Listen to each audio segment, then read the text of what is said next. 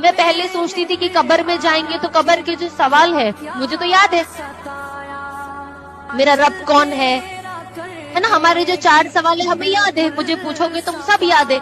میں نے میرے شوہر سے پوچھا، میں نے کہا یہ جو 4 سوال ہمارے قبر میں ہوگے، کیا اس کا جواب ہم دے پائیں گے، مطلب بول پائیں گے؟ کیونکہ جہاں تک میں نے پڑھا ہے کہ انسان کی زبان بند ہو جائے گی، ہے نا، اس کے حصے ہاتھ پیر بات کریں گے، تو یہ ہوگا؟ تو میرے شوہر نے کہا کہ ثنا، جو انسان اپنی زندگی شریعت سنت کے حساب سے جیے گا صرف وہی اس سوال کا جواب دے پائے گا۔